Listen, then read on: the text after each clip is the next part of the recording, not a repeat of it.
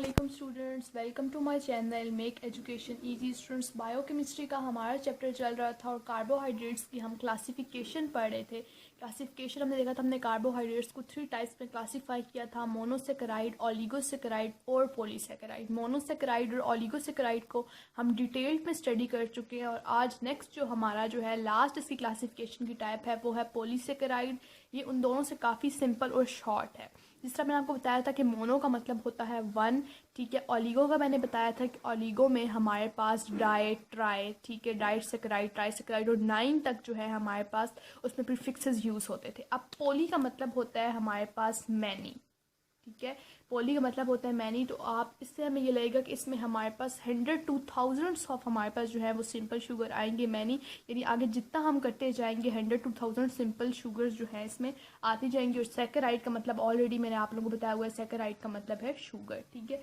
तो अगर हम पॉलीसेकेराइड को डिफाइन करें तो हम कहेंगे कि कार्बोहाइड्रेट वो कार्बोहाइड्रेट विच अपॉन हाइड्रोलिसिस, कि जब हम इसकी हाइड्रोलिसिस करेंगे, hydrolysis break down of water molecule, hydro mean water and lysis mean break down, ये भी ऑलरेडी मैंने आपको बताया। तो जब हम इसकी हाइड्रोलिसिस करेंगे तो वो 100 से लेकर 1000 यूनिट प्रोड्यूस करेगा सिंपल शुगर के, यानी कि मोनोसेकेराइड। यानी बहुत सारे मोनोसेकेराइड्स जो है, ठीक है, बहुत सारे मोनोसेकेराइड्स जो है वो आपस में मिलेंगे, ठीक है, और वो हमारे पास बनाएंगे पॉलीसेकेराइड। जिस तरह हमने पढ़ा हुआ है, जैसे मोनोमर्स की चेन होती हैं, मोनोमर्स मिल के जो है वो एक पॉलीमर बनाते हैं, लॉन्ग चेन बनाते हैं।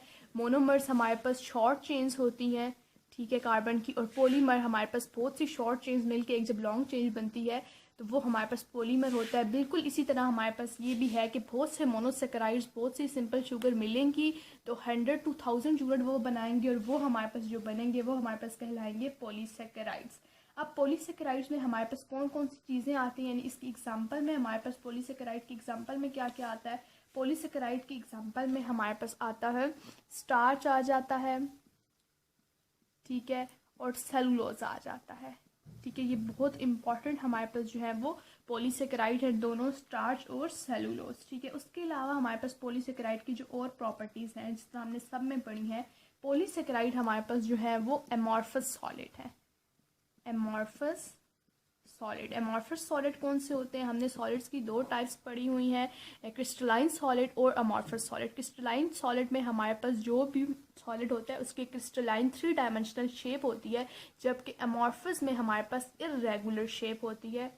अमॉर्फस का मतलब ये इरेगुलर, इसमें जो हमारे पास सॉलिड होगा उसकी इरेगुलर शेप होगी, यानी 3 डायमेंशनल पार्टिकल्स की अरेंजमेंट नहीं होगी। तो ऐसे सॉलिड्स को हम कहते हैं अमॉर्फस सॉलिड। नेक्स्ट इसकी प्रॉपर्टी है वो क्या है कि हमारे पास जो पॉलीसेकेराइड्स हैं वो टेस्टलेस होते हैं, टेस्टलेस, इनका कोई टेस्ट नहीं है, ठीक है। और इसी तरह ये इनसॉल्युबल होते हैं, इनसॉल्युबल इन वाटर, ठीक है। यानी जब हम इन्हें वाटर में डिसॉल्व करते हैं या वाटर के साथ इनका रिएक्शन होता है तो ये जो है ये सॉल्युबल नहीं होते हैं। जबकि हमने पढ़ा था कि ओलिगोसेकेराइड और जो हमने मोनोसेकेराइड्स पढ़े थे वो वाटर में सॉल्युबल थे, क्योंकि वो थोड़े शॉर्ट चेन के जो थे, शॉर्ट चेन के कार्बोहाइड्रेट थे, क्योंकि पॉलीसेकेराइड्स बहुत लॉन्ग चेन कार्बोहाइड्रेट्स हैं, ठीक है, इसलिए वाटर में जो है वो इनसॉल्युबल है, ठीक है। उसके अलावा इनकी लास्ट जो करेक्टरिस्टिक है, इनकी लास्ट प्रॉपर्टी है वो है ये दे आर नॉन रिड्यूसिंग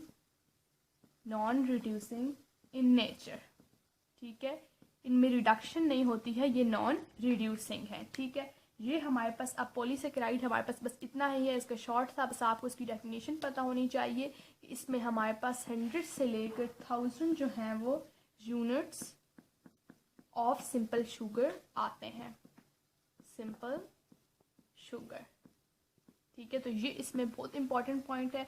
उसके अलावा इसकी जो 4 प्रॉपर्टीज़ या करेक्टरिस्टिक है कि इसमें की एग्जांपल में स्टार्च और सेलुलोज आएगा, ये अमॉर्फस सॉलिड है, टेस्टलेस है, इनसॉल्युबल है वाटर में और नॉन रिड्यूसिंग एजेंट है। तो आपने इनका डिफरेंस रखना है, जिस तरह हमने ओलिगो में और मोनो में पढ़ा है कि किसी का स्वीट टेस्ट होता है, ठीक है, कुछ सॉल्युबल है, तो आपने इनमें डिफ्रेंशिएट करना है कि कौन सा सॉल्युबल है, कौन सा इनसॉल्युबल है।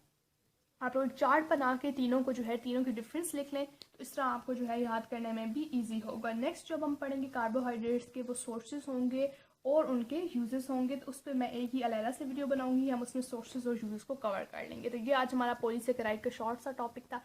आई होप सो आज की वीडियो आपको अच्छी लगी होगी, और अगर आपको मेरी वीडियोस अच्छी लगती हैं तो वीडियोस को लाइक भी किया करें, अपने फ्रेंड्स के साथ शेयर भी किया करें और चैनल को सब्सक्राइब भी कर दिया करें। तो नेक्स्ट वीडियो में आपसे मिलूंगी, तब तक के लिए अल्लाह हाफिज़।